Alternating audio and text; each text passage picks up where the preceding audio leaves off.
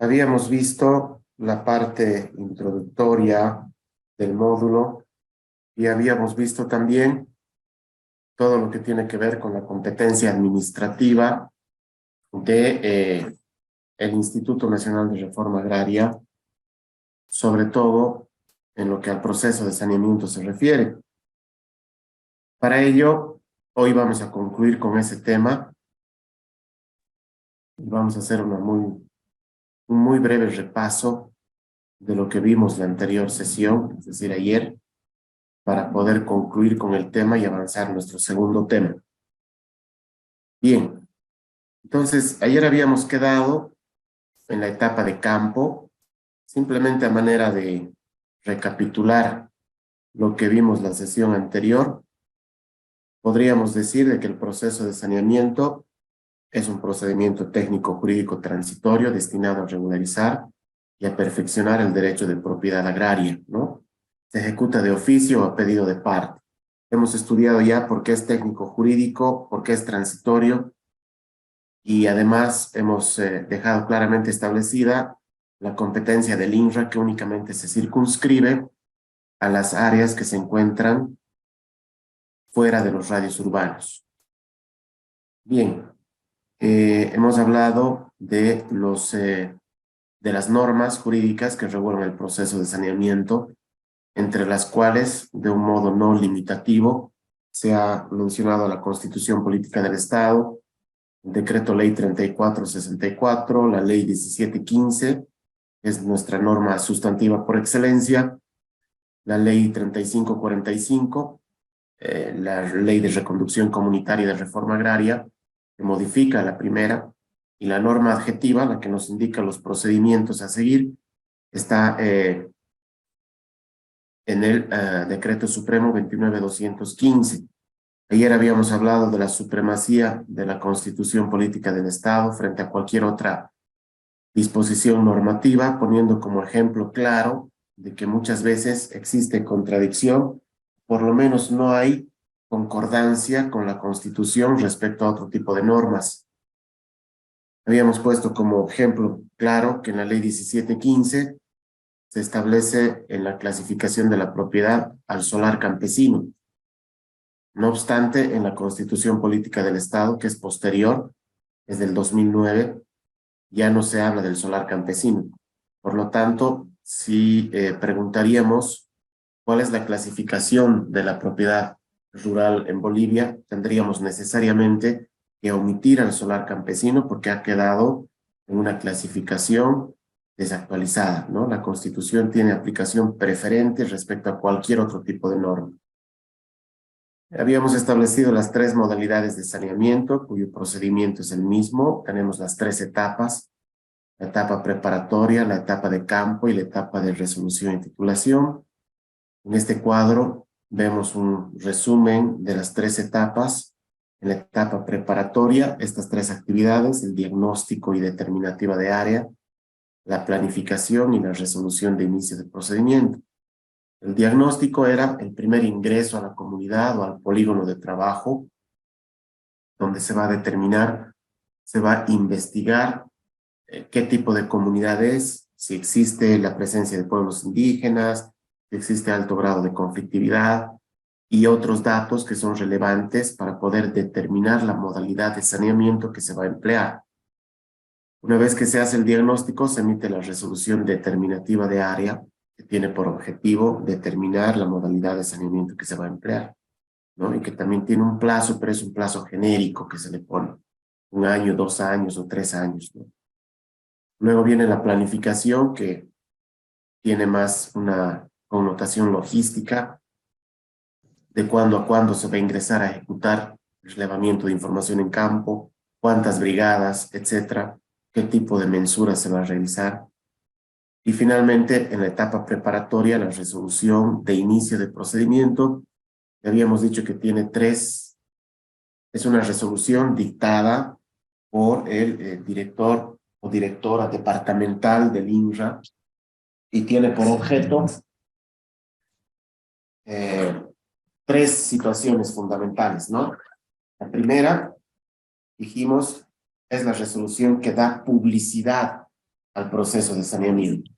¿Por qué? Porque esta resolución debe ser publicada en un medio de prensa escrito y en un medio de prensa radial, a objeto de convocar al proceso de saneamiento a todas las personas que tengan antecedente en un título ejecutorial o en un trámite agrario o que finalmente sean poseedores legales, para que se hagan presente al momento en que el INRA va a ejecutar el relevamiento de información en campo.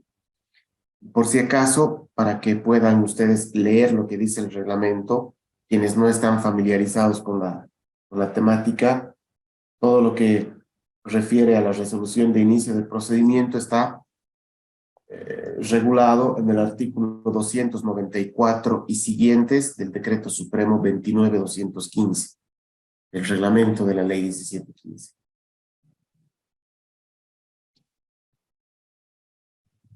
En esta norma se habla de cómo debe ser la publicación, qué elementos debe tener la resolución de inicio del procedimiento. Entonces, como primer elemento, la resolución de inicio del procedimiento es la que da publicidad al proceso de saneamiento, ¿no? Podríamos decir incluso antes que es la resolución que da inicio efectivo al proceso de saneamiento. Frente a la duda que hubo en determinado momento, ahora no hay ninguna duda al respecto, que la resolución que da inicio al proceso de saneamiento, que da inicio efectivo, es la resolución de inicio del procedimiento. Esto a efectos de poder abrir la competencia de los jueces agroambientales, sobre todo en procesos interdictos. Dicho sea de paso, la tercera finalidad de la resolución de inicio del procedimiento era que abre la competencia del INRA para poder, de oficio o a pedido de parte, precautelar todos los conflictos, resolver los conflictos que puedan emerger durante la sustanciación del proceso de saneamiento. Desde la emisión de la resolución de inicio del procedimiento hasta la inscripción del título en derechos reales, es el INRA quien tiene esta obligación. Y eso está consignado en la disposición transitoria primera de la Ley 3545. Luego hemos entrado a la etapa de campo. Bueno, en la resolución de inicio del procedimiento habíamos hablado también de que es una resolución que se la emite y tiene que tener un periodo no mayor a 30 días, en el cual el INRA establece ya las fechas de inicio y de culminación del trabajo de campo, del relevamiento de información en campo. Y si este tiempo, que no debe exceder 30 días, ha quedado insuficiente, pues se puede,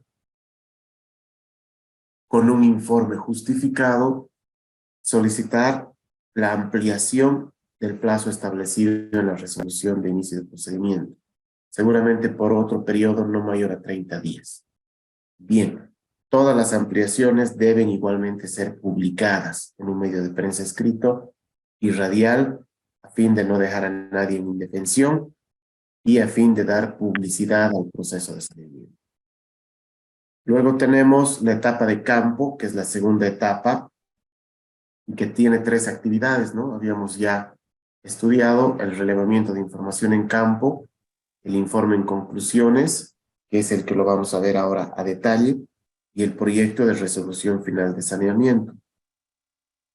El relevamiento de información en campo, cuyo nombre anterior era pericia de campo, se la conoce con ese nombre porque así estaba consignado en el anterior decreto supremo, anterior al 29.215, que era el 25.763, donde tenía ese nombre de pericia de campo. Y bueno, pues por una costumbre jurídica no es de extrañarse que actualmente, a pesar de que su nombre es relevamiento de información en campo, todavía se le siga llamando pericia de campo, ¿no? Es una costumbre. Y este relevamiento de información en campo tiene varias tareas. Primera es la campaña pública, que dijimos que era una tarea continua, ¿no? Era una tarea continua de capacitación, de socialización. Bien, Entonces, la campaña pública, si bien es una tarea continua, esto se materializa normalmente en una reunión que tiene por objeto socializar, comunicar, explicar en términos claros y sencillos en qué consiste el trabajo de campo que el INRA va a desarrollar en la comunidad o en el polígono de trabajo. Ahí los servidores públicos deben tener la suficiente paciencia, la suficiente habilidad como para poder lograr que los beneficiarios entiendan a cabalidad cuál es el objeto del proceso, cuánto tiempo van a estar ahí, qué tipo de documentación deben presentar, cómo se va a llevar adelante el proceso, etc. Luego viene la mensura, que como su nombre lo indica, es mensurar, determinar la posición geográfica de todos los predios. Y bueno, pues habían tres formas de medir, ¿no? La mensura directa, la mensura indirecta y la mensura mixta. La mensura directa es la que se utiliza, la que se realiza utilizando más bien equipos de mensura que se entra en contacto directo con el predio. Pueden ser GPS de precisión, puede ser una estación total. Lo cierto es que directamente se entra al predio a mensurar cada uno de los mojones, cada uno de los vértices del predio, y una vez que se mensura, se amojona el vértice mensurado. Habíamos dicho que la mensura lo que otorga es seguridad jurídica que va más allá de que el mojón se pueda mover malintencionadamente por una de las partes o pueda ser destruido por una riada, no sé, porque al tener la ubicación geográfica, una coordenada, que el INRA maneja coordenadas en formato UTM, entonces con cualquier GPS se puede volver exactamente al lugar que fue mensurado, ¿no? Se puede mm, hacer el replanteo, a pesar de que el mojón en campo ya esté desaparecido, haciendo el replanteo se puede llegar de nuevo a la misma coordenada. La mensura indirecta es aquella que no precisa el contacto directo con el predio, se la realiza utilizando ortofotos, fotografías aéreas o imágenes satelitales. Y la mensura mixta, que es la que combina ambos métodos, que normalmente se realiza la mensura directa del perímetro de los predios, pero para poder digitalizar los ríos y las quebradas o los caminos que atraviesan el predio, es que se utilizan las imágenes satelitales o las fotografías aéreas. Un dato importante que también habíamos mencionado anoche es de que las superficies que se miden en campo no son definitivas ni declarativas de derechos, sino hasta la dictación de las resoluciones finales de saneamiento. Esto significa que en campo un beneficiario puede hacerse medir lo que en su criterio le corresponde, así no tenga sustento legal de su pretensión.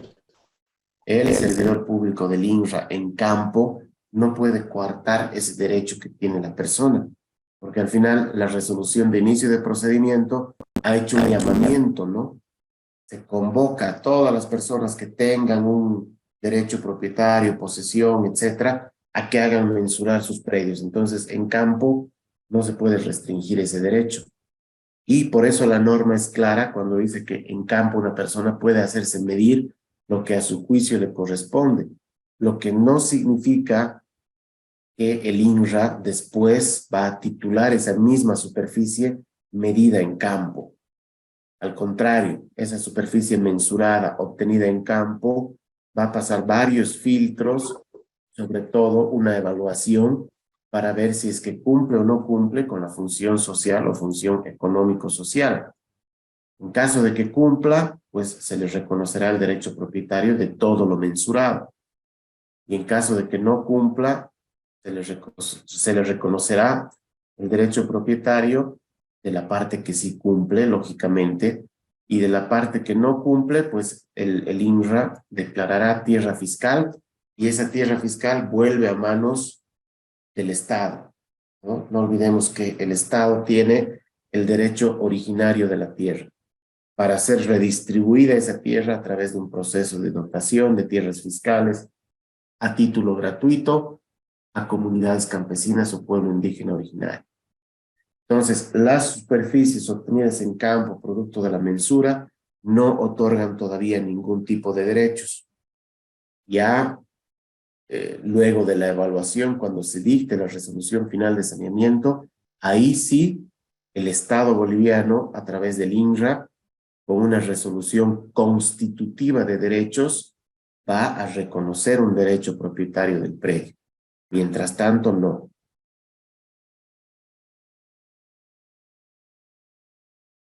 Habíamos visto la encuesta catastral, que era, como su nombre lo indica, una encuesta a través del cual los servidores públicos encargados realizan preguntas al beneficiario.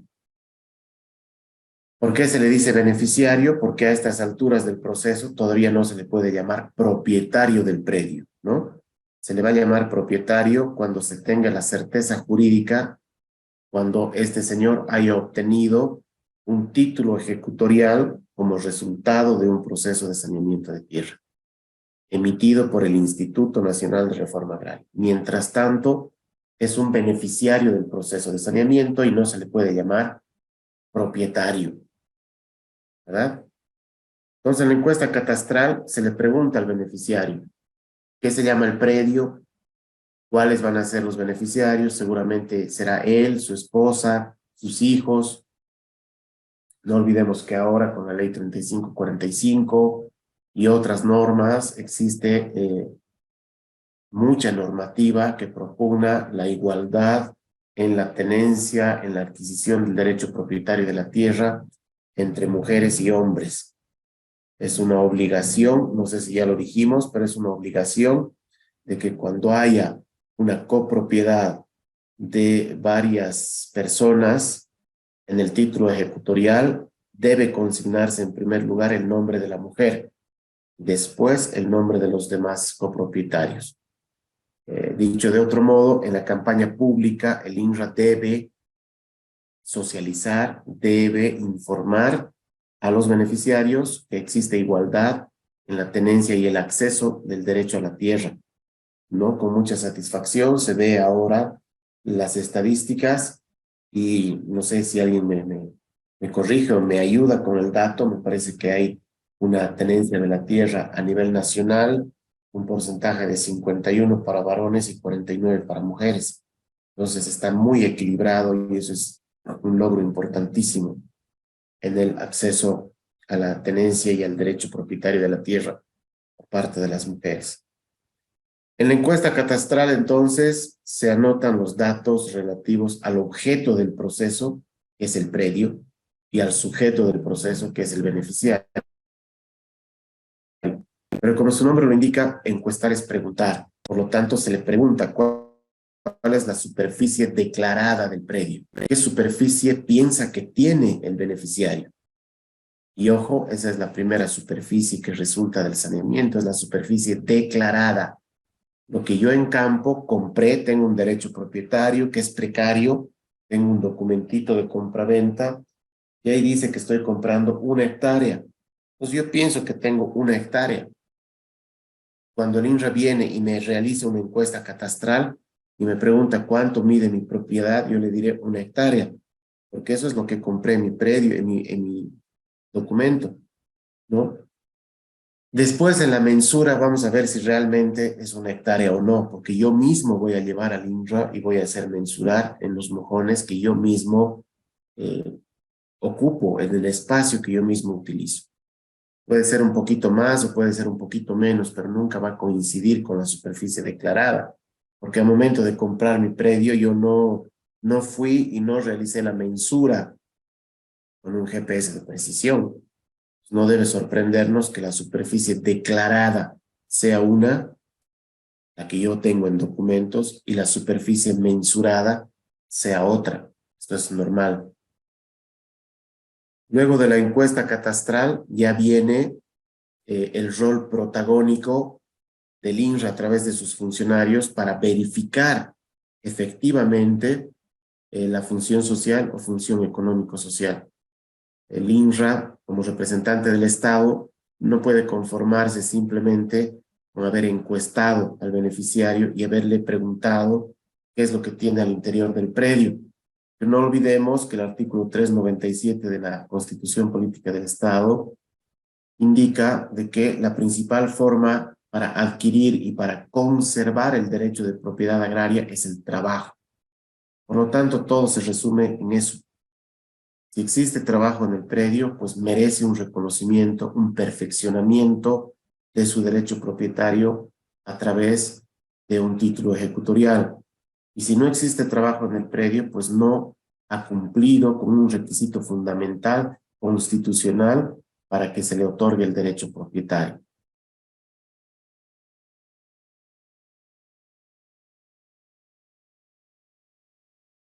Y aquí, en la verificación de la función social o económico-social, habíamos dicho que esta verificación se la realiza en campo, de manera directa. No obstante, el Decreto Supremo 29.215, una de las características que tuvo cuando se promulgó es que se logró una apertura tecnológica para que el INRA pueda utilizar medios tecnológicos alternativos y complementarios para poder identificar el cumplimiento de la función social o económico-social. Imágenes satelitales y otro tipo de estudios técnicos que, repito, son accesorios y alternativos. Dice la norma que la principal forma de verificar esto es en campo. Por lo tanto, el INRA no se va a conformar con haber hecho la encuesta, sino que va a entrar al predio y va a verificar de manera directa, va a tomar fotografías a las mejoras existentes en el predio, ¿no? Y esas fotografías deben ser impresas y deben ser adjuntadas a la carpeta de saneamiento. Seguramente los funcionarios antiguos recordarán que antes, cuando no existía la fotografía digital, otorgaban a los funcionarios una cámara con rollo, ¿no? Y anecdóticamente, bueno, ahora nos parece anecdótico, pero en ese tiempo era la realidad.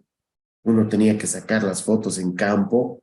Para empezar, no sabías si las fotos obtenidas estaban buenas o no, o si se lograba ver lo que necesitabas mostrar.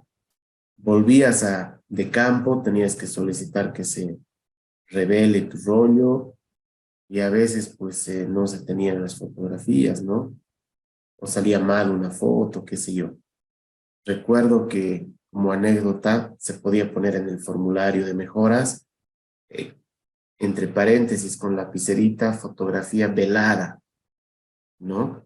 Como una salvedad de que no se tenían. Ahora todo eso está superado, hay cámaras digitales. Es más, creo que sin temor a exagerar, todos tenemos un teléfono celular que tiene una cámara fotográfica, entonces todas esas fotografías son impresas y forman parte de cada carpeta de saneamiento.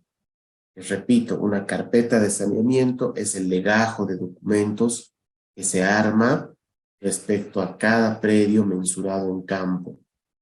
Lo que para el brazo jurisdiccional se llama expediente, para el brazo administrativo en sede administrativa se llama carpeta de saneamiento. Habíamos dicho también que la función social la deben cumplir ciertas propiedades y la función económico-social la deben cumplir otro tipo de propiedades. La función social debe cumplir la pequeña propiedad que no tiene fines de lucro, que simplemente es el medio de subsistencia del beneficiario y de su familia o el lugar de su residencia. La propiedad comunaria, que es la titulada colectivamente a favor de una persona jurídica, que es una comunidad campesina, y los territorios indígena, originario y campesinos, las TIOCs. A estas tres tipos de propiedades, la ley únicamente exige que cumplan la función social, nada más. ¿Por qué? Porque se entiende que la tenencia, el derecho propietario de estas propiedades únicamente tienen como objetivo un fin social, ¿no? La subsistencia, el desarrollo de actividades ancestrales, etc. No tiene un fin económico. En cambio, a la derecha de su pantalla, ya las propiedades que tienen un fin económico, que son para hacer negocio propiamente, con fines de lucro. Entonces, no solamente la ley exige que cumplan la función social, sino la ley exige que cumplan la función económico-social. Y estas propiedades son las medianas propiedades, sean agrícolas o ganaderas, y las propiedades empresariales. Para poder determinar si se trata de una pequeña propiedad o una mediana propiedad, dijimos ya en la sesión anterior que en primera instancia debemos identificar si se trata de una propiedad agrícola o de una propiedad ganadera. En caso de que fuese agrícola, pues debemos acudir a este cuadro. Y en este cuadro, fíjense ustedes, nos pide que para poder establecer hasta cuánto es pequeña propiedad o mediana, primero debemos fijarnos en las características fisiográficas de este predio, de esta propiedad. Si está en un valle abierto a riego, entonces la pequeña propiedad agrícola, siempre hablando en la propiedad agrícola, será hasta 6 hectáreas. Si es valle abierto a secano, hasta 12. Estamos hablando de propiedad agrícola. En Santa Cruz, hasta 50 hectáreas. En el Chaco, hasta 80, ¿no? Entonces, Doctor, sí, adelante, por favor. doctor, en el caso de que una propiedad en el oriente tenga un plan de manejo forestal, ¿cómo se consideraría como una función económica social en el proceso de saneamiento? ¿Sería extensiva? ¿Se reconocería? Una pregunta, doctor. Sí, anoche vimos ya que dependiendo de la superficie, vimos cuáles son los elementos constitutivos que hacen al cumplimiento de la función económico-social, ¿no? Entonces, en un segundo llegamos a eso. No se preocupe. Gracias por la pregunta. Entonces, volviendo al tema, decíamos que en primera instancia, si es una propiedad agrícola, debemos fijarnos las características fisiográficas para poder identificar en qué zona se encuentra y en función a ello realizar la clasificación.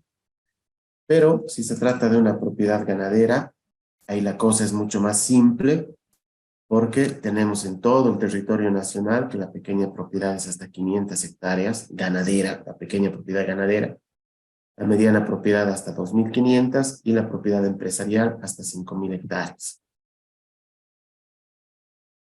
Para determinar la función social, lo que hay que ver es el INRA, lo que tiene que verificar es la existencia en la propiedad ganadera, pequeña ganadera, la existencia de cabezas de ganado o pasto sembrado y la infraestructura adecuada a esta actividad, es decir, la existencia de corrales, ¿no?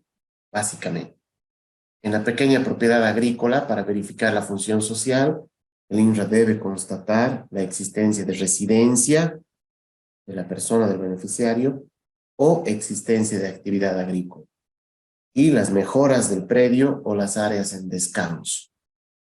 Decía yo que la función social se resume en dos conceptos básicos que son techo, comida. En cambio,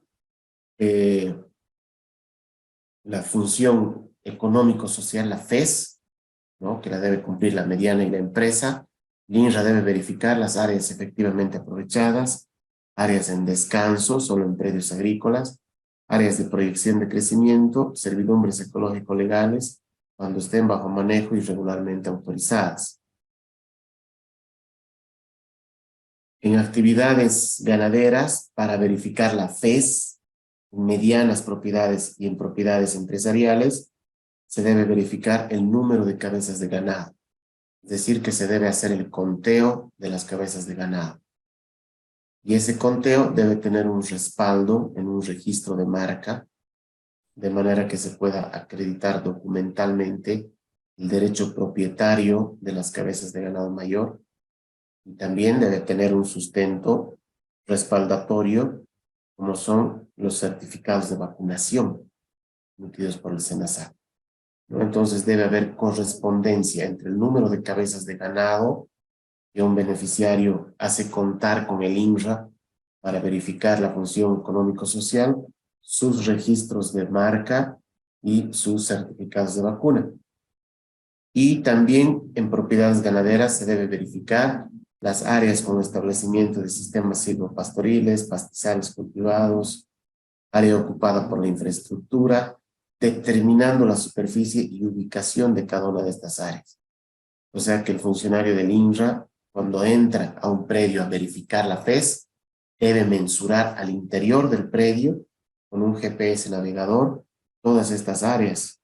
Si hay pasto sembrado, pues tiene que mensurar para establecer cuánto de superficie dentro del predio está con pasto sembrado. Si hay un sembradío de maíz, tiene que mensurar para ver cuánto de superficie, de la superficie mensurada, tiene sembradío de maíz. Los corrales, todo eso tiene que tener una mensura al interior del predio. En actividad agrícola se verificará las áreas actual y efectivamente producidas, cultivadas o cosechadas, determinando su superficie también, y la infraestructura, o mejoras individualizadas, estableciendo su superficie, ubicación del predio. Importante, las áreas con pasto natural no constituyen área efectivamente aprovechada. Sí o sí, dice el reglamento, que debe ser pasto sembrado. Se considera ganado mayor a vacas, caballos, burros, llamas y alpacas. El reglamento habla utiliza el término de asémilas. Se considera ganado menor a cabras y ovejas, y los cerdos no constituyen ganado ni carga animal.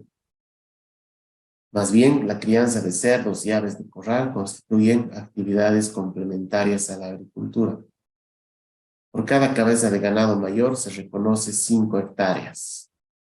Aquí quiero hacer hincapié de que esto es lo que se denomina la carga animal.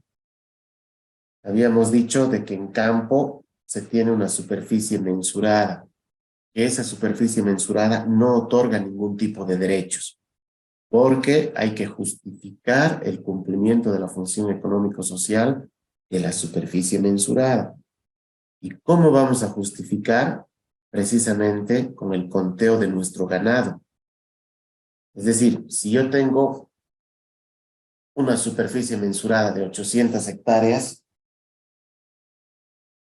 y tengo una vaca, una cabeza de ganado mayor, entonces de esas 800 hectáreas voy a justificar la tenencia, la función económico-social de 5 hectáreas.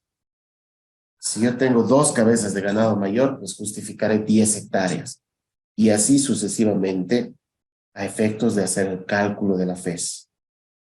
Hay una equivalencia que por 10 cabezas de ganado menor equivalen a una cabeza de ganado mayor. Todo esto está en el reglamento, en el Decreto Supremo 29.215.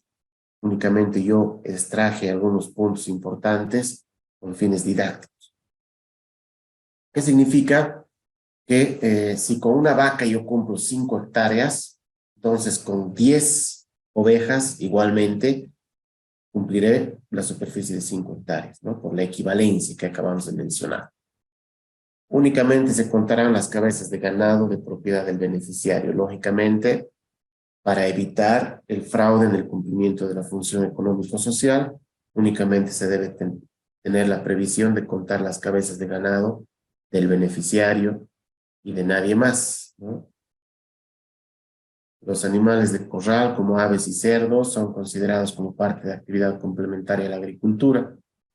Los desmontes a partir de la vigencia de la ley forestal, sin autorización, no constituyen cumplimiento de la FES, por ser ilegales y constituir delito.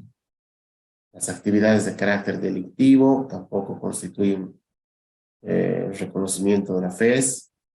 Bien, el INRA denunciará de oficio ante el Ministerio Público en caso de identificar esta situación. Y un punto muy importante que vimos anoche es de que existe una sanción del Estado en caso de identificar la existencia de relaciones servidumbrales al interior de un predio. La norma habla de mediana propiedad, que si el INRA de oficio o a denuncia de alguien durante el relevamiento de información en campo establece la existencia de una relación servidumbral, entendida esta como un concepto integral cuando una persona se somete a un trabajo forzado respecto a otra, cuando esta persona no recibe un salario mínimo nacional o recibe un salario en especie, lo que normalmente ocurre, ¿no? No se le paga un sueldo, pero se le da su coca, su comidita, nada más para que trabaje todos los días. Y bueno, pues existen violaciones, limitaciones a sus derechos constitucionales, etc. Eso se entiende como relación servidumbral al interior de un predio. De comprobarse esta relación servidumbral, existe una sanción, es bastante drástica, es una sanción enérgica del Estado, que tiene que ver con el no reconocimiento de ningún derecho propietario a favor de esta persona, del beneficiario del predio, en el cual se ha identificado la existencia de relaciones servidumbral.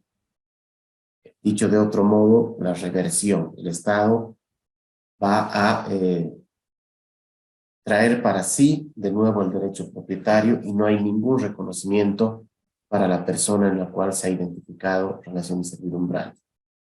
Tanto la función social como la función económico-social deben verificarse en campo. Sin embargo, se admite el uso de tecnología para su comprobación. Luego de esto dijimos de que ya los funcionarios del INRA vuelven a gabinete y en gabinete lo que hacen es introducir los datos obtenidos en campo a un sistema informático que tiene el INRA, es un sistema propio, a objeto de solicitar precios de adjudicación. Y los precios de adjudicación están referidos a pagar por una compra nominal que el Estado boliviano realiza a favor del beneficiario, del poseedor legal de una propiedad. Cuando se identifica un propietario que tiene el cumplimiento de la función social, función económico-social, y este derecho propietario no viene, es decir, no tiene como antecedente un título ejecutorial emitido por una ex autoridad, por un ex presidente de la República de Bolivia, entonces, y cumple la función social o económico-social y está en posesión de la tierra desde antes del 18 de octubre de 1996, entonces estamos hablando de un poseedor legal. Y como poseedor legal debe comprar la tierra del Estado boliviano. Y esa compra se la realiza pagando un precio de adjudicación. Y si es una pequeña propiedad, ese precio de adjudicación será de 10 centavos la hectárea. Y si es mediana propiedad, 10 centavos la hectárea porque es un precio de adjudicación a valor concesional. Y si es mediana propiedad, pues será un precio de adjudicación a valor de mercado.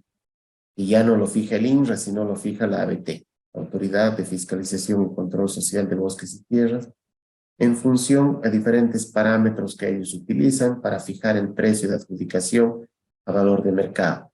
Este precio de adjudicación ya es para medianas propiedades y para empresas, para propiedades empresariales. Importante, los que pagan precio de adjudicación, no quiero entrar mucho en detalles, porque ayer aclaramos que este diplomado está dirigido a técnicos, a abogados y a personal jurisdiccional, jueces.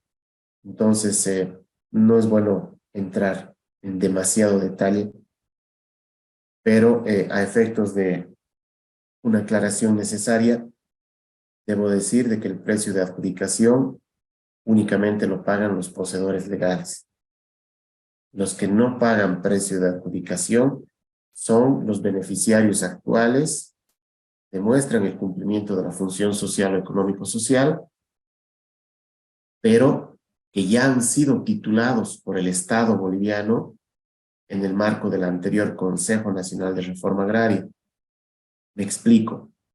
Si mi abuelito tiene su título viejo, otorgado por Víctor Paz, por decir algo, eso significa que el Estado boliviano, la República de Bolivia en aquel entonces, ya se desprendió de su derecho propietario en aquel momento para otorgarle un título ejecutorial a favor de mi abuelo.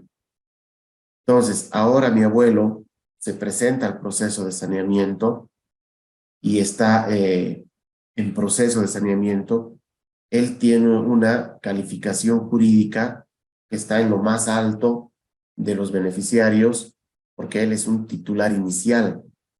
Es una persona que ya obtuvo su titulación en el marco del anterior Consejo Nacional de Reforma Agraria, pero eso lo pone en una condición de privilegio respecto a los poseedores legales, por ejemplo, porque un poseedor legal nunca ha obtenido un reconocimiento de derechos de parte del Estado. Al contrario, está en posesión de su tierra, legalmente sí, pero sin tener ningún derecho constituido. Entonces, el titular inicial tiene ya un derecho constituido por el Estado boliviano y en virtud de ello es que ya no va a pagar precio de adjudicación, no necesita pagar precio de adjudicación, porque el Estado ya le transfirió ese derecho propietario. Que ahora el INRA va a anular ese título antiguo y en cuenta de ese va a otorgar uno nuevo, evidentemente, pero es simplemente consolidar la superficie actual, ¿no? Que puede ser un poco más de lo titulado, puede ser un poco menos, pero actualizar esa superficie. Quienes tampoco pagan el precio de adjudicación son los subadquirentes de esa titular inicial.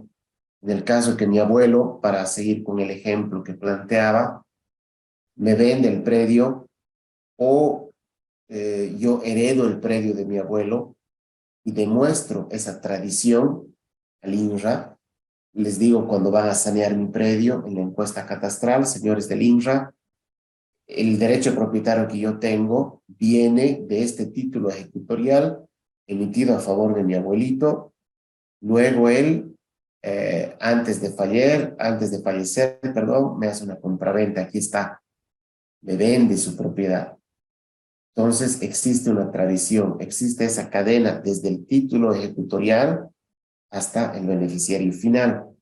Por lo tanto, yo como subadquirente de un titular inicial, tampoco voy a pagar precio de adjudicación. Lo mismo ocurre con los expedientes agrarios en trámite. Los expedientes, digo, los antecedentes agrarios que fueron tramitados en el ex Consejo Nacional de Reforma Agraria y que por algún motivo no pudieron llegarse a convertir en título ejecutorial. Estamos hablando de procesos de consolidación, inafectabilidad, etcétera, ¿no? Entonces yo estaba con mi proceso de inafectabilidad. Ya me iban a titular, pero lamentablemente no se vino la intervención al Consejo Nacional de Reforma Agraria. Por lo tanto, no pude llegar a hacerme titular, pero ya tengo un expediente agrario como antecedente, ya tengo una resolución suprema. No pude llegar a título, pero ya tengo un pronunciamiento del Estado respecto a mi derecho.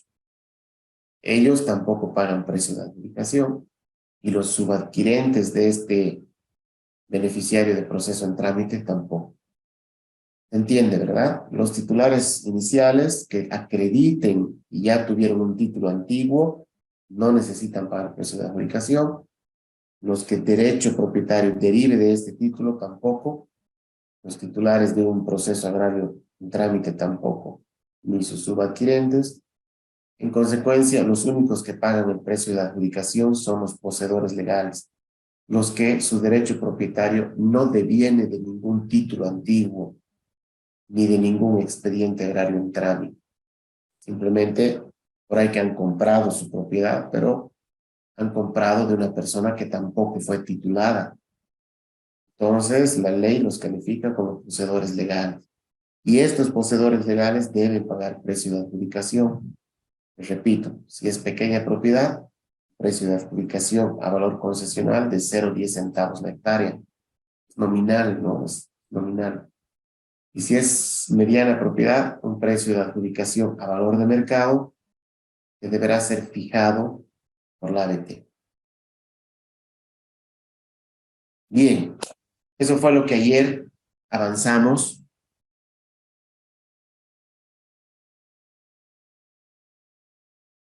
Y nos habíamos quedado en esta parte que es el informe en conclusiones, ¿no? Para entrar a lo que tiene que ver con el informe en conclusiones, se debe decir que este informe en conclusiones es un documento amplio, extenso, donde se hace una valoración integral de todo lo que se ha observado en campo. Primero se identifican los antecedentes del derecho propietario para ver si es que hay títulos ejecutoriales emitidos en el marco del anterior Consejo Nacional de Reforma Agraria. Bien, Jovan Salgueiro Ortega levantó la mano. ¿Tiene algo que decirnos? Sí, doctor, estoy esperando el tema de la FES en el sector forestal, porque también hay propiedades privadas que en su momento instalaban las reservas privadas, las RPPNs, también los planes de manejo, no sé si son valorados, pero en ninguna de las etapas se ha mencionado tener ese tipo de evaluación con la FES. Ah, bueno, sí, evidentemente son valorados. Son valorados mientras tengan una autorización y estén legalmente otorgados por las instituciones competentes. Lo que no es valorado es, por ejemplo, el POP, el Plan de Ordenamiento Predial. Eso no es considerado como un elemento de cumplimiento de función económico-social, ¿no? Todas las actividades de ecoturismo, sistemas agro-silvopastoriles, de conservación ecológica, si son otorgados por entidades, digamos, regularmente otorgados, sí tienen una valoración. Pero, reitero, el plan de ordenamiento predial, por ejemplo, no es considerado como un elemento constitutivo de la función económico-social. Gracias, doctor. Sí, porque ha habido recortes, inclusive de propiedades privadas, ¿no? De sus PGMs, planes de manejo han sido recortados. Y los predios, aún teniendo el plan general de manejo vigente, totalmente activo, con sus áreas de aprovechamiento otorgadas, ¿no? Entonces, ¿qué parámetros se habrá considerado en eso para poder revertir un cierto porcentaje de los predios, aún teniendo estos instrumentos instalados? Esa era la consulta, doctor. Gracias.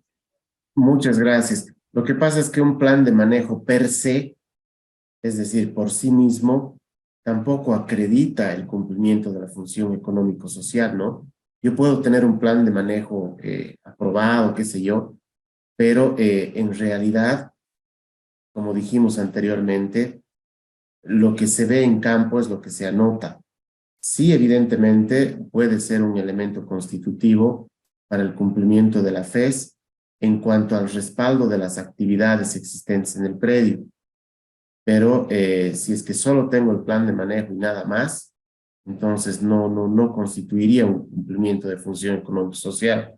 Sería algo equivalente a un POP, ¿no? Que es un plan de ordenamiento predial, pero que en realidad en campo no tengo las actividades suficientes. Bien. Bueno, el informe en conclusiones entonces, decíamos, retomando el tema, que es en primera instancia lo que debe hacerse es un análisis de los antecedentes agrarios. Si es que la superficie actualmente mensurada ha tenido un título ejecutorial antiguo o si es que la superficie actualmente mensurada ha tenido un expediente agrario antiguo que por ahí que el beneficiario no lo presentó en campo.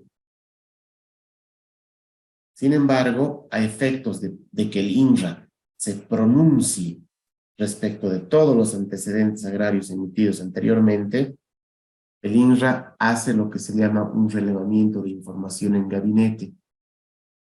Hace una averiguación de todos los títulos ejecutoriales antiguos que han sido emitidos en la zona. Entonces, en el informe en conclusiones, lo primero que se hace es determinar la existencia de esos antecedentes.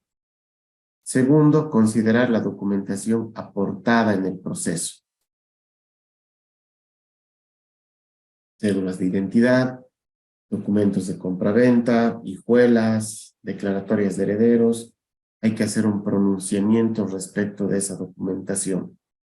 Tercero, se hace una valoración y cálculo de la función social o función económico-social.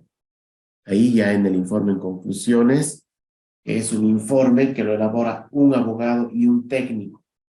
Por eso reiteramos que este es un procedimiento técnico-jurídico. La parte técnica hace una sumatoria total de todas las mejoras identificadas en campo.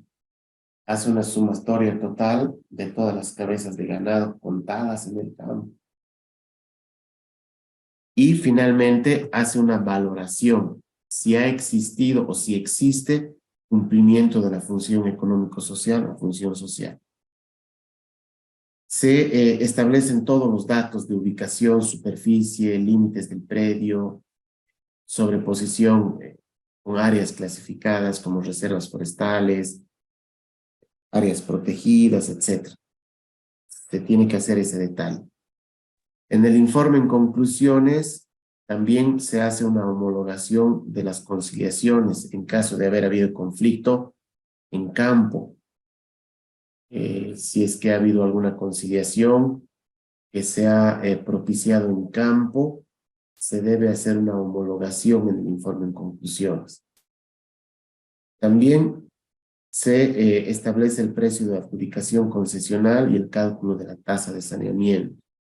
Ya sabemos cuál es el precio de adjudicación a valor concesional, es de 0,10 centavos la hectárea, ¿no?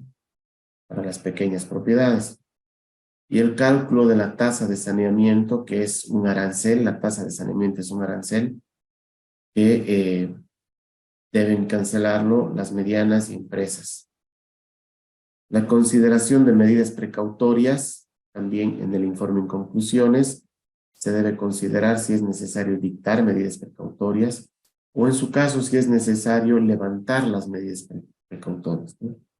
Puede ser que ya hayan sido dictadas antes y como ya se ha homologado un acuerdo conciliatorio, entonces ya la medida precautoria no tiene razón de ser, porque es una medida temporal, la resolución de medida precautoria tendiente a garantizar el resultado del proceso, tendiente a inmovilizar las condiciones del predio para poder, perdónenme un segundito, por favor.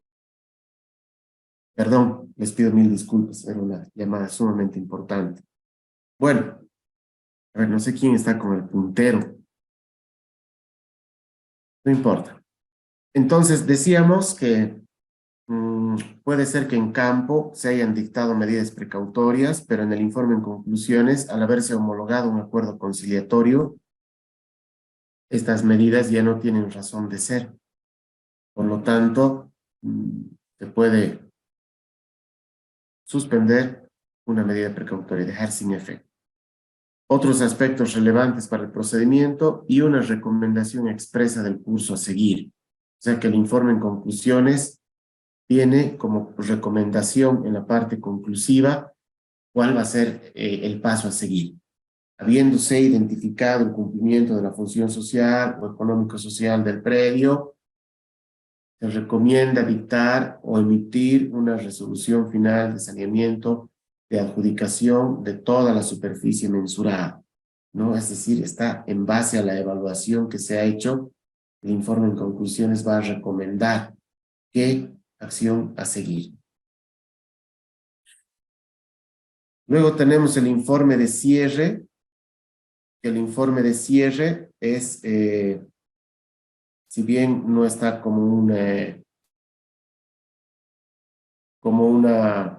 actividad más dentro de la etapa de campo, pero el informe de cierre es un cuadro resumido, es un resumen del informe en conclusiones que tiene por objeto poner a conocimiento de los beneficiarios un resultado preliminar del proceso de saneamiento.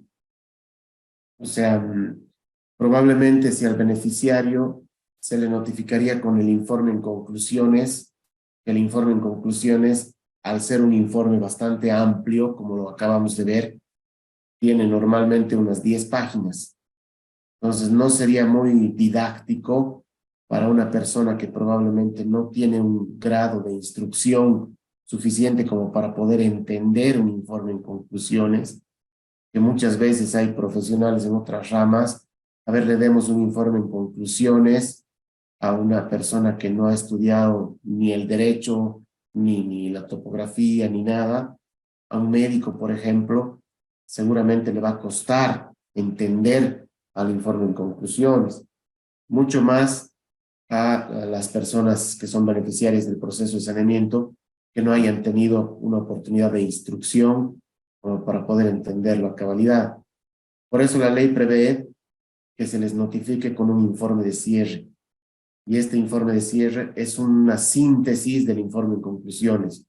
Es un cuadrito donde se establecen los datos más importantes. Nombre del predio, El Quebracho, por ejemplo. Nombre del beneficiario, Juan Pérez. Ahí el señor Juan Pérez tendrá que ver si su nombre está correctamente consignado. Nombre, superficie mensurada, no sé, 800 hectáreas. Superficie a titular, o sea, la superficie que cumple la función económico-social, digamos 500 hectáreas, ¿no?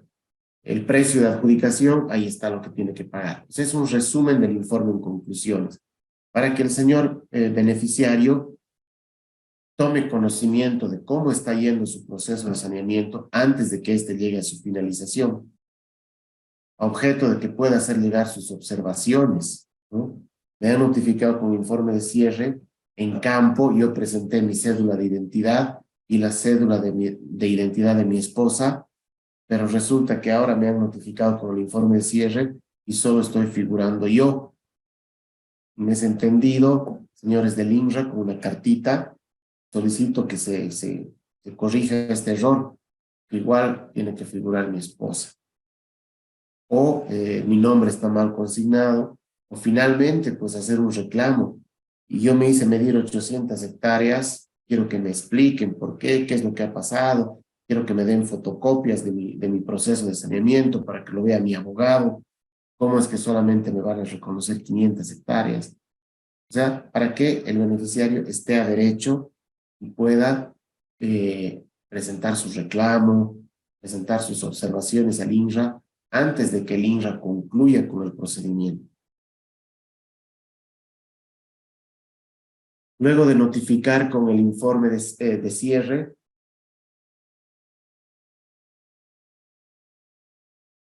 las direcciones departamentales del INRA emiten un proyecto de resolución final de saneamiento. Proyecto de resolución en base a lo sugerido en el informe en conclusiones. El informe en conclusiones sugiere una cosa, ¿no?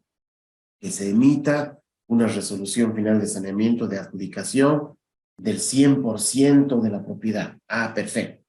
Entonces se emite las departamentales, las direcciones departamentales del INRA, emiten un proyecto de resolución final de saneamiento, que es un borrador de la resolución final de saneamiento.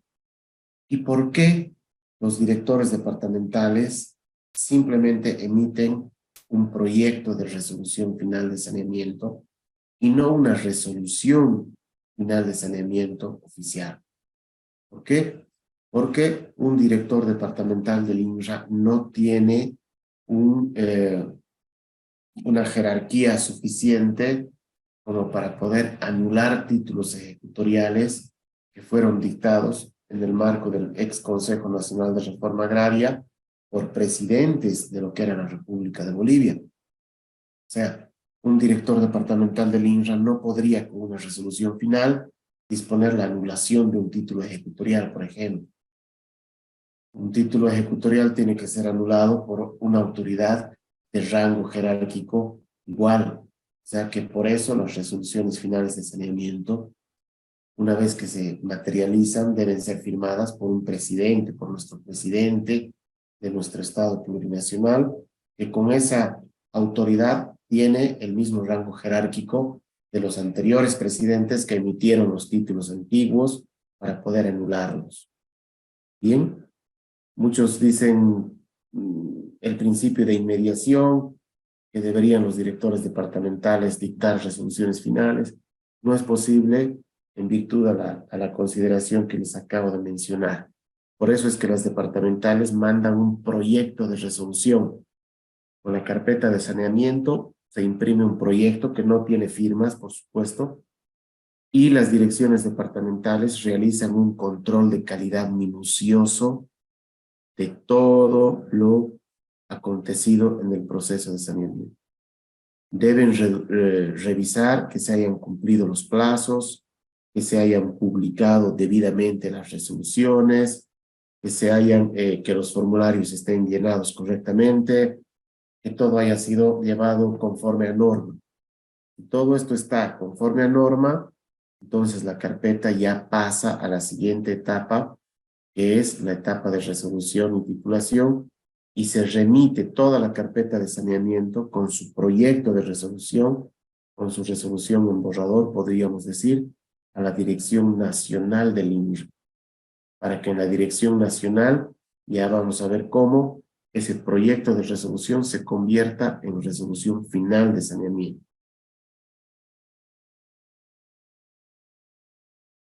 Bien, antes de pasar a la última etapa del proceso de saneamiento, vamos a decir que el INRA tiene competencia para poder dictar medidas precautorias.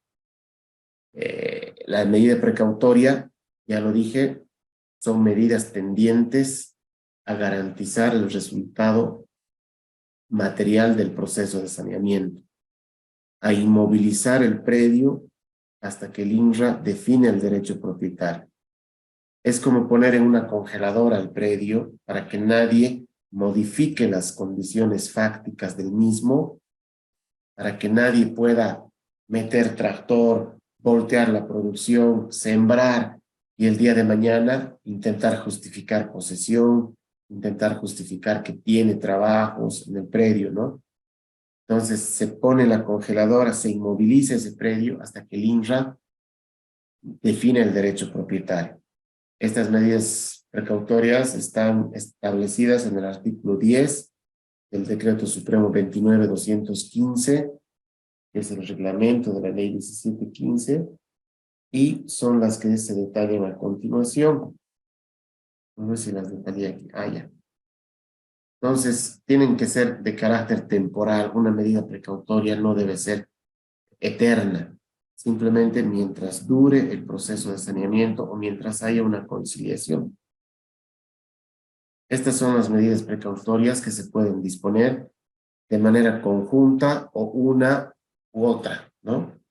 Prohibición de asentamiento, paralización de trabajos, prohibición de innovar, no consideración de transferencias de predios objeto de saneamiento, expropiación o reversión, registro preventivo de tierras presuntamente fiscales, comunicación de inicio de procedimientos agrarios, prohibición de fraccionamiento de propiedades medianas y empresas, asimismo de pequeñas propiedades, desalojo de asentamientos ilegales.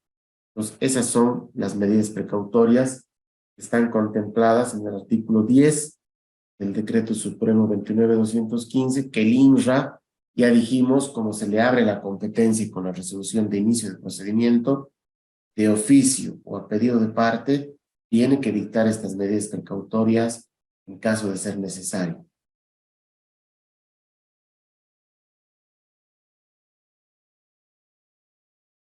¿Cuál es el procedimiento para la emisión de las medidas precautorias? Primero, una denuncia o un informe de oficio que amerite la necesidad de dictar una medida precautoria. Es decir, que haya peligro en la demora, que haya obstaculización, peligro de obstaculización, peligro de modificación de hechos, de los hechos que en su momento puedan poner en riesgo la ejecución de una resolución final de saneamiento. Luego de la denuncia o de un informe de oficio, se realiza una inspección ocular, donde los funcionarios del INRA van al predio, toman un registro fotográfico, sacan fotografías que os referencian las condiciones actuales que se encuentra esa propiedad.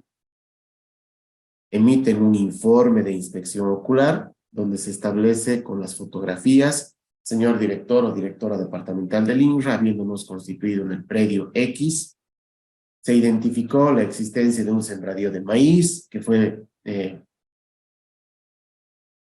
plantado por tal persona, se identificó un potrero de avena y nada más, ¿no? Esta es la fotografía del maíz, de la avena, y aquí están las coordenadas donde se encuentran estas mejoras. Asimismo, se identificó que existía un tractor predispuesto para voltear todo el sembradío de maíz y de avena. No obstante, pudimos exhortar al maquinista que no lo haga, qué sé yo. Entonces, hay una necesidad de dictar una medida precautoria, ¿no? Con ese informe ocular se dicta la resolución de medida precautoria que debe ser notificada a las partes en conflicto. ¿Para qué? Para que nadie pueda realizar nuevos trabajos, nadie pueda modificar las condiciones existentes en el predio, de manera que puedan alterar el resultado del proceso o intentar hacer incurrir en error al INRA, porque el hecho de hacer parecer algo, es decir, una simulación, eso también en el futuro es una causal de nulidad de título ejecutorial, ¿no? Está establecida en el artículo 50. Sí. Bueno, entonces, y en la resolución de medida precautoria, lo que se hace es poner un apercibimiento, poner una advertencia que en caso de que las partes notificadas con esta resolución de medida precautoria incumplan la misma, el INRA de oficio remitirá antecedentes al Ministerio Público para que se inicie un proceso penal por desobediencia a la autoridad. El problema de esto, estimados diplomantes, es que la sanción a este delito que está establecido en el artículo 160 del Código Penal es una sanción únicamente de multa de 30 a 100 días. O sea que es una sanción económica. Y muchas veces las personas que son notificadas con una medida precautoria, pues conociendo esto, prefieren hacerse sancionar, prefieren hacerse iniciar un proceso penal, pero continuar con los trabajos que el INRA prohibió. Lamentablemente, esto constituye un obstáculo para que los procesos de saneamiento se lleven con normalidad. Pero lo que no saben estos señores que incumplen o que deciden incumplir una medida precautoria es que van a tener una sentencia condenatoria en su contra que los inhabilita para muchos actos de la vida civil, ¿no? En caso de incumplimiento, ¿qué pasa si se dicta la medida precautoria? Es notificada, es puesta a conocimiento de las partes y una de las partes ve que la otra hace caso omiso, que desobedece la prohibición impuesta por el INRA. Entonces, lo que debe hacer es denunciar ante el INRA el incumplimiento de esa medida precautoria.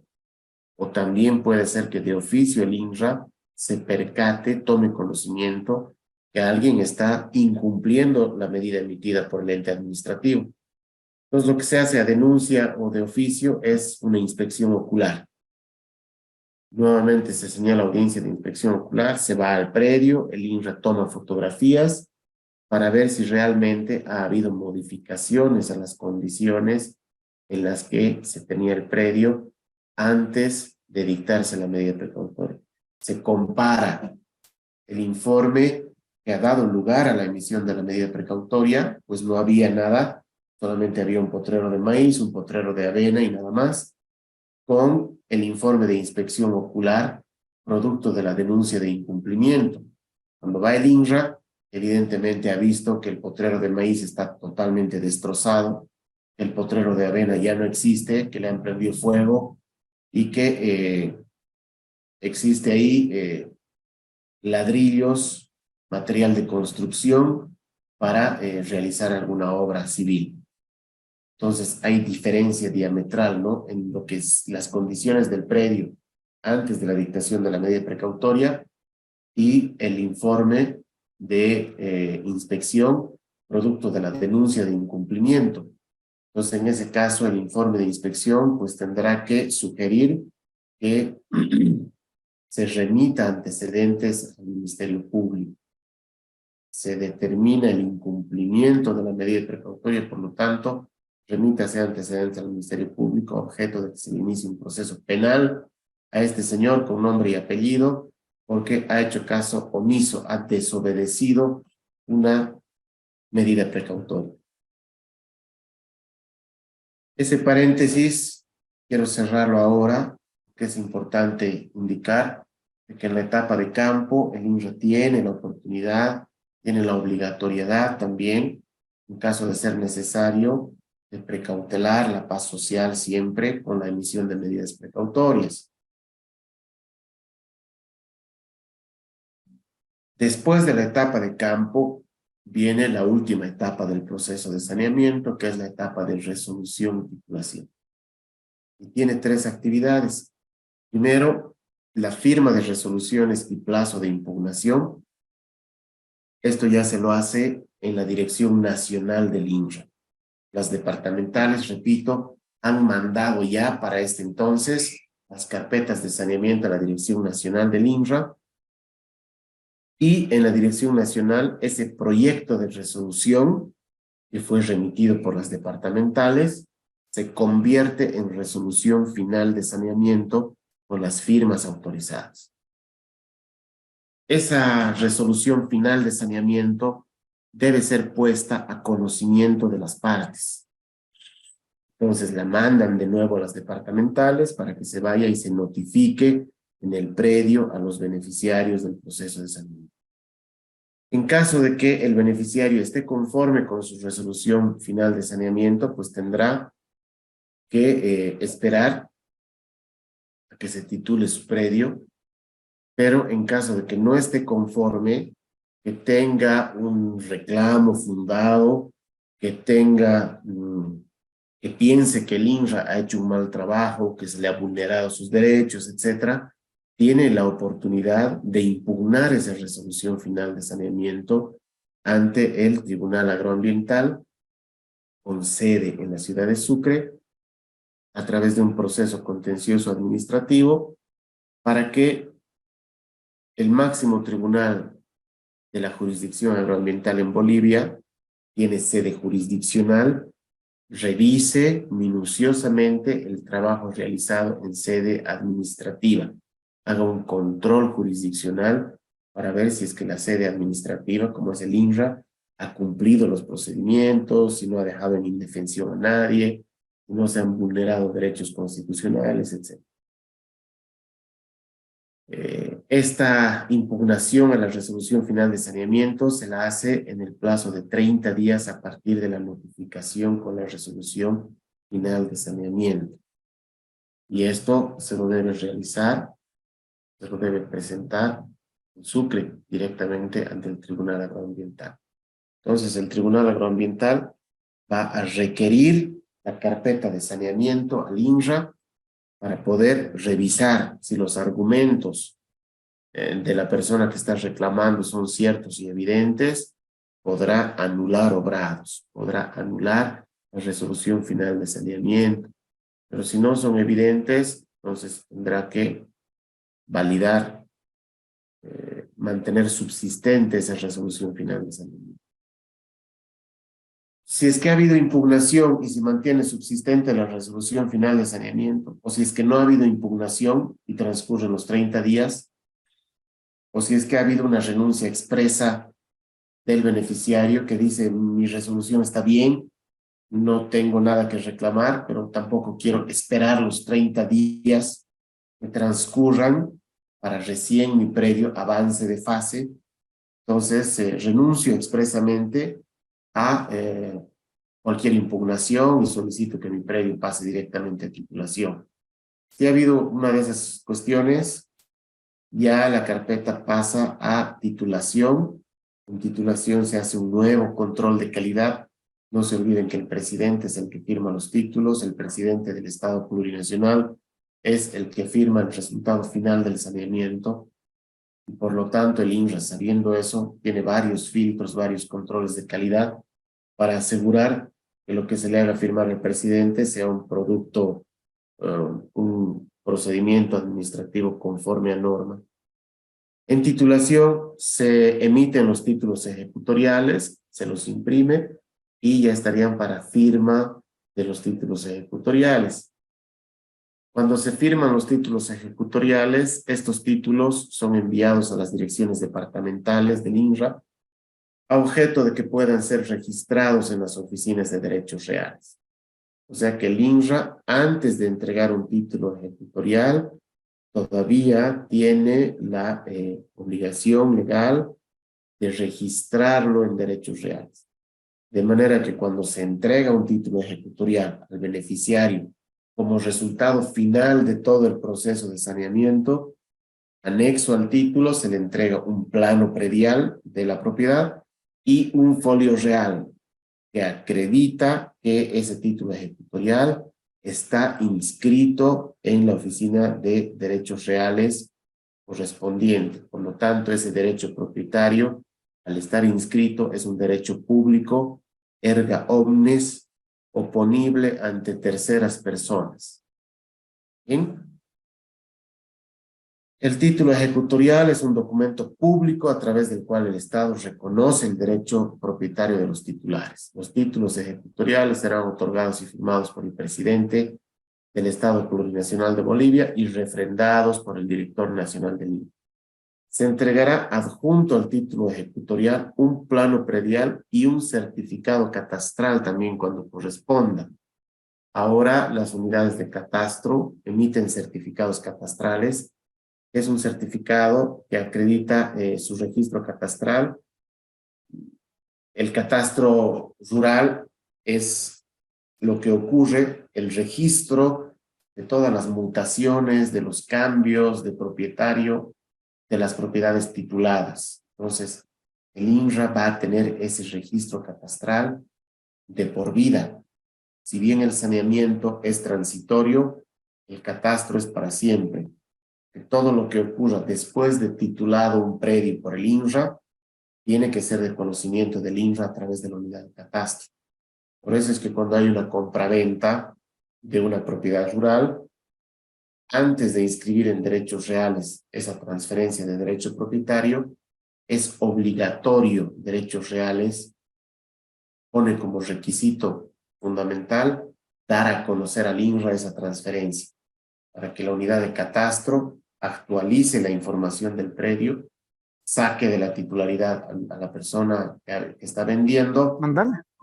incluya... Lo de malo es que a veces la Garín también tiene sus abogados y te quita tus clientes.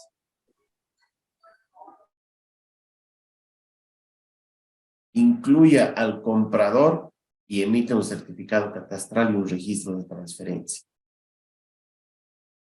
El artículo 393 del reglamento dice: el título ejecutorial es un documento público a través del cual el Estado reconoce el derecho de propiedad agraria a favor de sus titulares. Reitero nuevamente que el único documento que acredita fehaciente e incuestionadamente el derecho propietario en el área rural es el título ejecutorial emitido por el Instituto Nacional de Reforma Agraria, porque este título, al estar emitido por el Instituto Nacional de Reforma Agraria, sabemos que ha sido emitido como resultado de un proceso de saneamiento de tierras. Sabemos que ha sido emitido anulando títulos antiguos. Por lo tanto, es un título actual, emitido a favor del poseedor legal, del propietario de la tierra. Tiene coordenadas, tiene precisión técnica, es un título actualizado. Por lo tanto, los títulos antiguos no podrían acreditar esta situación porque van a ser sometidos a un pronunciamiento de parte del INRA en el proceso de saneamiento. Se van a ser anulados. El título ejecutorial tiene validez, es el emitido por el Instituto Nacional de Reforma Agraria, independientemente de cuál presidente o presidenta los haya firmado. Este es el título ejecutorial, que tiene como datos el nombre del beneficiario, nombre de la parcela, clase de propiedad, si es pequeña, si es mediana, etc. Superficie de la parcela, forma de adquisición, adjudicación, dotación, etc. Ubicación de la parcela y las firmas autorizadas, ¿no? Firma del presidente o presidenta de nuestro estado y del director o directora nacional del INRA. En la parte de atrás del título tiene adjunto un plano predial, donde se especifica ya la forma del predio, se especifica las coordenadas del predio y todos los datos técnicos. Bien, ese es el proceso de saneamiento de tierras de manera general. No sé si alguien tiene alguna pregunta, alguna consulta o algún comentario. Adelante, por favor. Ya para ir pensando en nuestro pequeño cuarto intermedio. Bueno, si no hay nada por lo pronto. Disculpe, perdón, Sí, doctor. adelante, Buenas por noches, doctor. Disculpe, quisiera que por favor en este caso, para mí es nuevo este tema de saneamiento. Yo trabajo en el área de judiciales y las acciones de amparo que llegan generalmente le digo, es porque no se hubiera notificado en este caso, a los accionantes, ¿no? Otro punto que también, digamos, es motivo de reclamo es las formas de notificación e incluso están llegando a resoluciones de gestiones ya anteriores, ¿no? En este caso, cuando ya son consideradas tierras fiscales. Entonces, quisiera que por favor un poquito tal vez esto de la publicidad y la notificación, en este caso con la resolución final de saneamiento, tal vez podría profundizar un poco. Le soy sincera, digamos, para nosotros es un tema nuevo, el tema agrario. Muchas gracias. Gracias a usted. Qué bueno que se den este tipo de eventos, ¿no? Porque evidentemente dentro del auditorio tenemos profesionales que trabajan en determinadas áreas, que son expertos en lo que hacen, pero siempre es bueno compartir conocimientos y poder interiorizarnos de cosas que también nos sirven en nuestro trabajo. Bueno, sí, evidentemente, muchas resoluciones finales de saneamiento que en teoría ya deberían o están ejecutoriadas, pues lamentablemente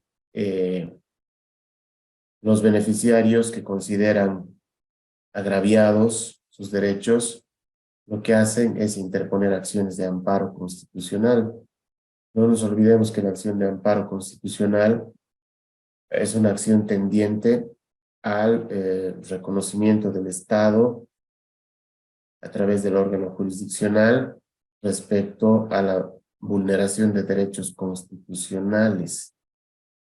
Entonces, el amparo constitucional ya es el último recurso que podría tener una persona, que en realidad no es un recurso ni administrativo ni jurisdiccional, porque con la emisión del proceso contencioso administrativo podríamos decir que ya esa resolución final de saneamiento o esa sentencia emitida por el Tribunal Agroambiental ya es cosa juzgada, ya es una sentencia o resolución basada en autoridad de cosa juzgada. Sin embargo, porque ya no hay más dónde recurrir, ¿no?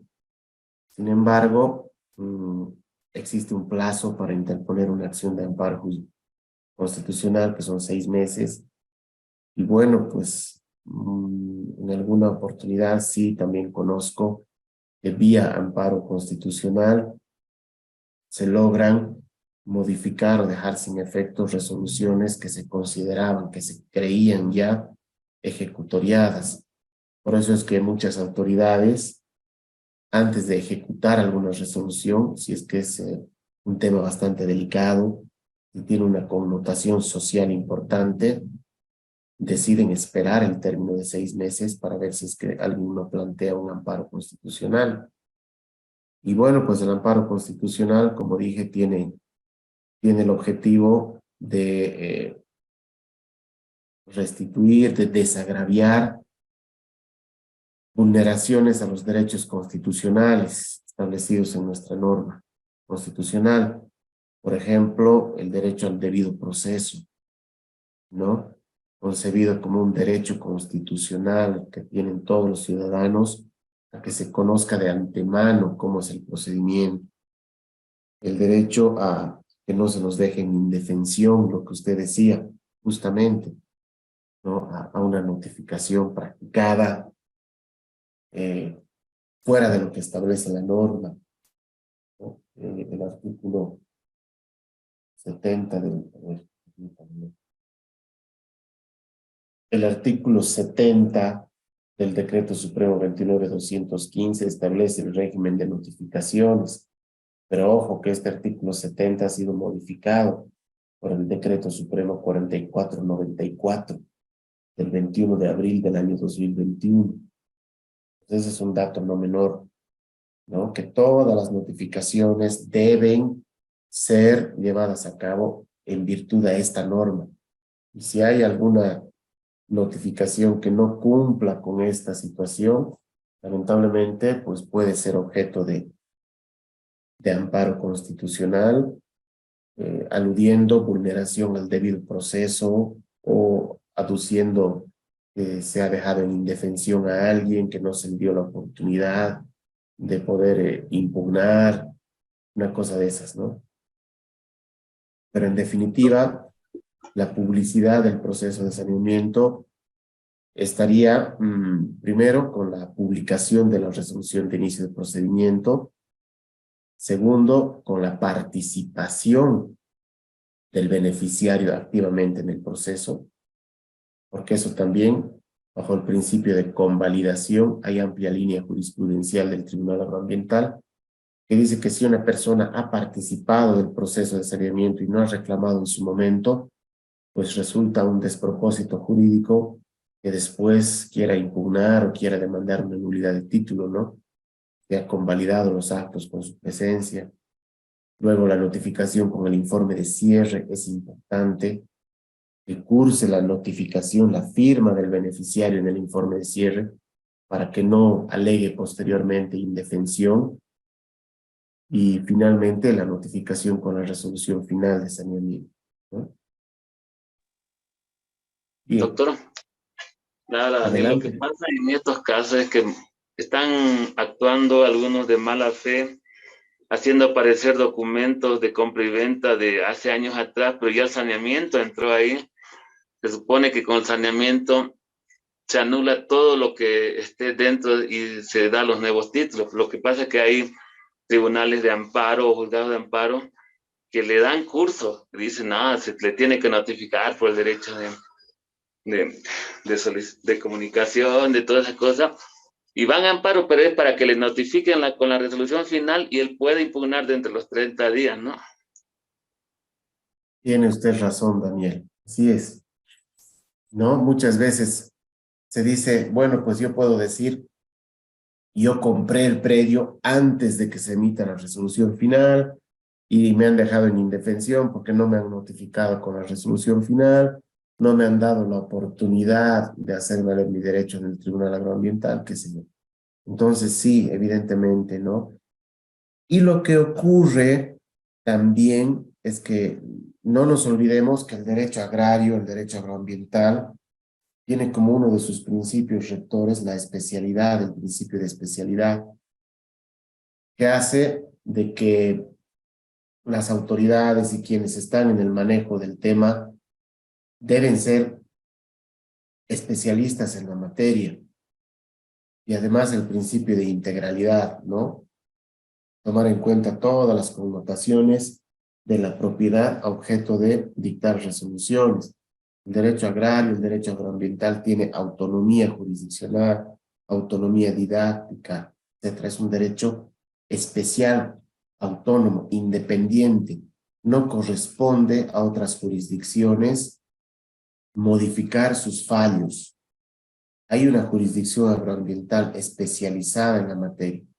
Pero lo que ocurre es que en el amparo constitucional, bueno, pues las personas encargadas de llevar adelante este amparo no tienen conocimiento a profundidad de la temática agroambiental. Entonces, por ahí que resultaría, sí, probablemente una llamada de atención que no se haya notificado personalmente, sabiendo que hubo participación, hubo convalidación, no sé. Entonces puede ocurrir eso, estoy de acuerdo con su criterio, que muchas veces vía amparo constitucional se dispone que se notifique con la resolución final de saneamiento y eso pues ocasiona que se le abran de nuevo los 30 días para poder impugnar, impugnan a Sucre y bueno, pues puede cambiar la situación del proceso. Bueno, si no hay por lo pronto nada más, entonces yo les propongo que hagamos una pequeña pausita de 15 minutos. En 15 minutos nos volvemos a encontrar para continuar con el avance de la materia.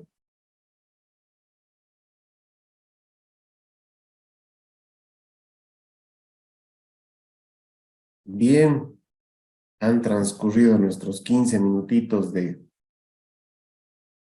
descanso. Por favor, vayan incorporándose nuevamente. Ahora, les decía, vamos a ocupar los restantes 60 minutos en hacer un trabajo práctico.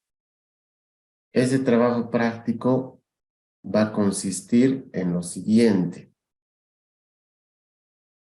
Vamos a hacer, ahora que estamos frescos con el conocimiento impartido del proceso de saneamiento de tierras, vamos a hacer un mapa conceptual del proceso de saneamiento de tierras manuscrito. Esto tiene una explicación. Cuando escuchamos, aprendemos. Cuando repetimos, aprendemos un poco más.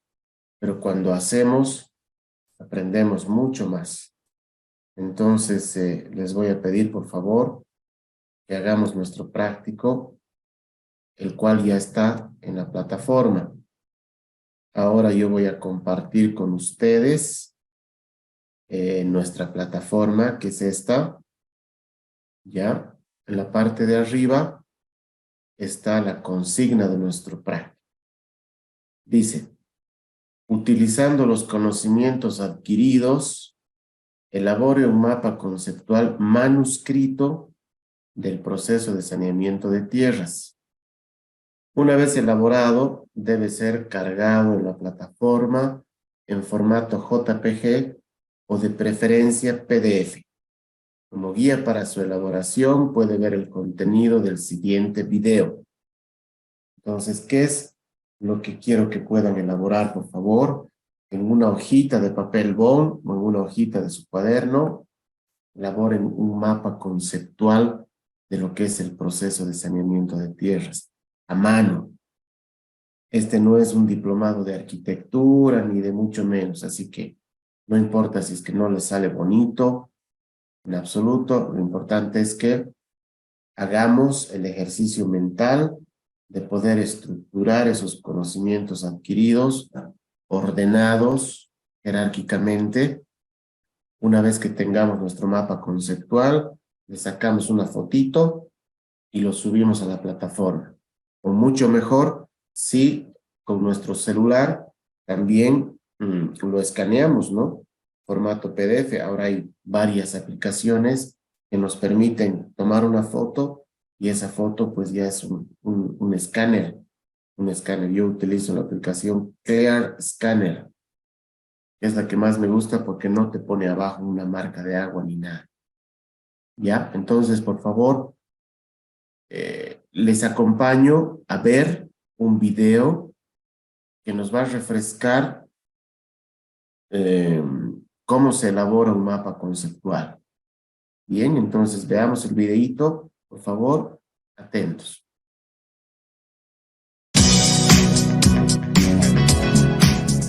Luego, necesitamos conectar. Hola, hoy día vamos a hablar sobre el mapa conceptual. Un mapa conceptual es una herramienta de aprendizaje que se basa en la representación gráfica de un esquema de los conceptos que lo forman. El mapa conceptual permite organizar y comprender ideas de manera mucho más clara. Veamos en qué consiste. Partimos del tema central de nuestro texto. Identifica el tema y la pregunta principal que deseas desarrollar. De esta manera, el mapa conceptual se enfocará en detallar los tópicos que son realmente importantes para ti.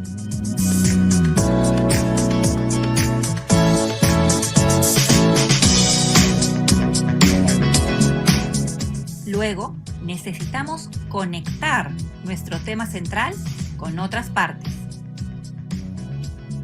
Conecta los elementos del mapa conceptual con los conceptos mediante una línea recta y una palabra de enlace que ayude a explicar de qué forma se relacionan.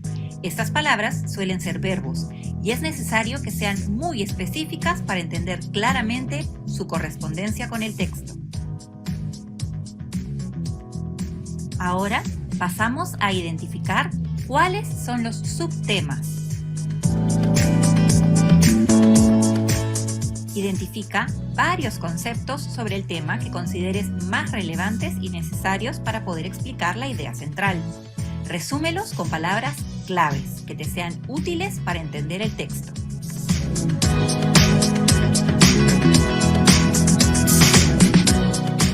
Y ahora define los últimos elementos en tu mapa conceptual, aquellos detalles aún importantes que te ayuden a entender el texto.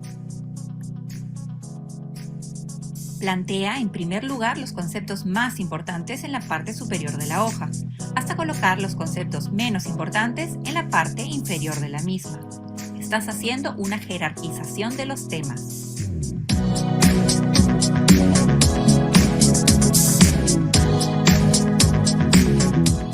Al final, tu mapa conceptual debería tener más o menos esta forma. Espero que te haya sido útil y ya sepas cómo hacer un mapa conceptual. Gracias por ver. Bye.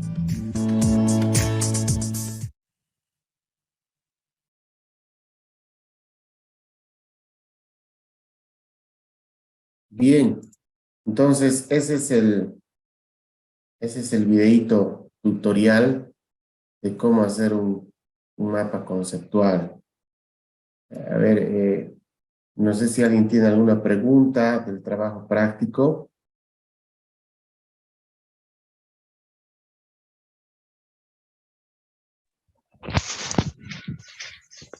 Buenas noches, doctor. Buenas noches, adelante, por favor. Una consulta.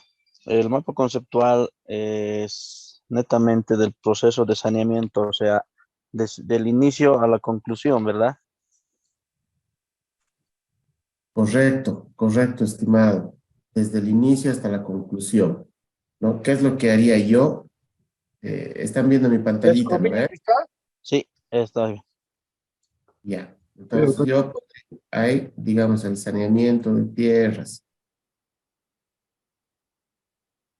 Aquí lo que pondría es una definición del saneamiento de tierras, pero aquí, ojo, y es muy importante utilizar una palabra de enlace.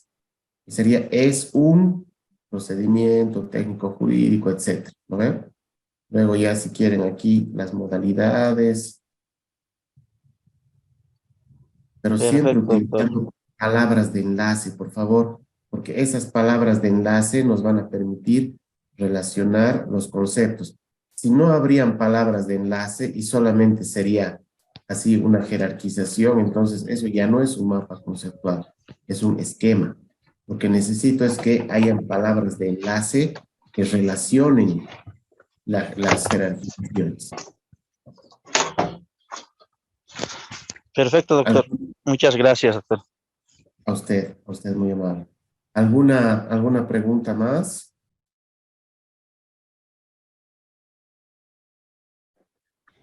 Doctor, Doctor, perdón, la pregunta sería, me perdí la última parte de su explicación, no entró una llamada. Una vez que terminemos el mapa conceptual, ¿podemos subir el archivo en fotito? ¿Cómo sería? Correcto, estimado. Una vez que terminen el mapa conceptual a mano, en una hojita BOM, ponen el saneamiento de tierras, una palabra de enlace, otra casilla, procedimiento, etcétera. Sus modalidades son, de ahí saldrán las modalidades, sus etapas son, ya lo dejo a creatividad de ustedes. Una vez que usted termine su mapita conceptual, le saca una foto, mejor si es en PDF, ¿no? Y lo sube a la plataforma. Que repito, a ver aquí, vamos a volver a ver, en la plataforma ya está el trabajo práctico,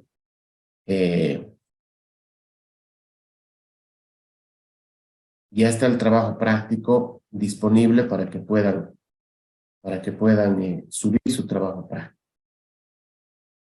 ¿Bien?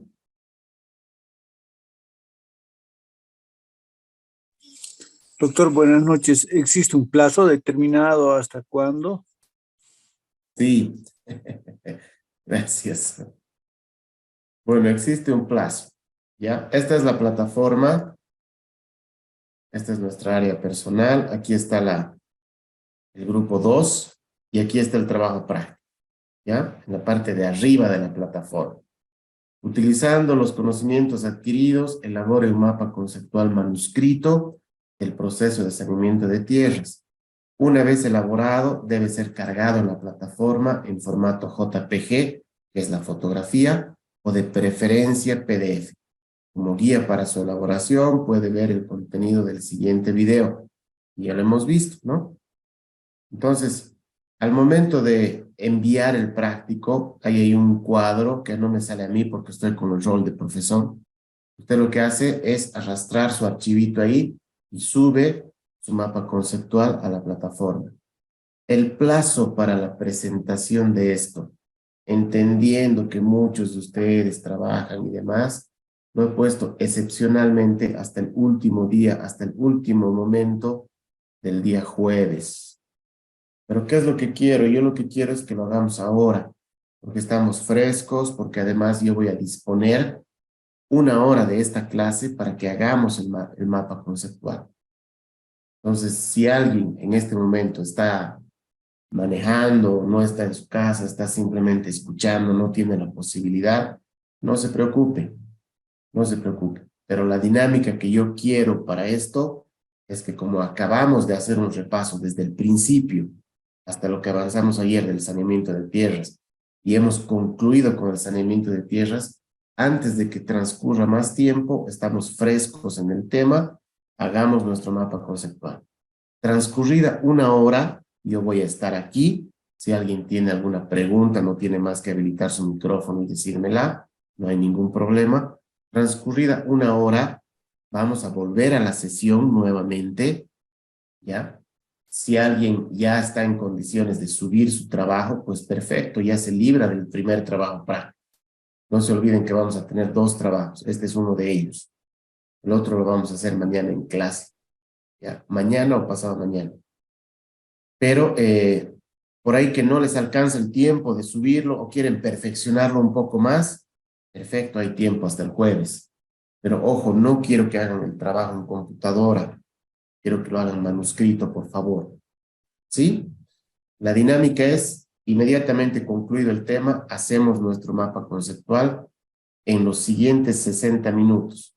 Si por algún motivo, reitero, no están todavía en condiciones de subir su mapa conceptual, tienen oportunidad de hacerlo hasta el jueves, pero por lo menos ya hemos hecho el ejercicio mental de reconstruir lo que hemos aprendido hasta ahora, hemos hecho el ejercicio mental de jerarquizar el conocimiento. ¿Alguna pregunta más? Buenas noches, doctor. ¿Este trabajo es individual o grupal? Muchas gracias. Es trabajo individual.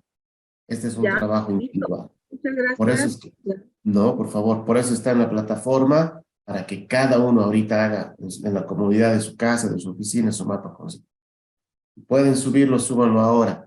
Lo importante es que hasta antes del jueves todos hayan subido su mapa conceptual.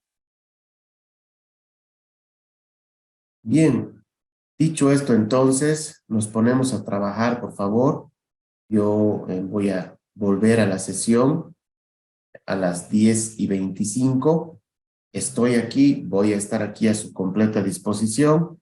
Por favor, les ruego, participemos en la dinámica, saquen una hojita, hagan su mapa conceptual y mejor si lo envían directamente ya se libran del primer trabajo. Dicho esto, voy a apagar mi camarita, mi micrófono, pero estoy aquí y nos volvemos a encontrar en 60 minutos. Bueno, entonces, no sé si hay alguna pregunta o algo.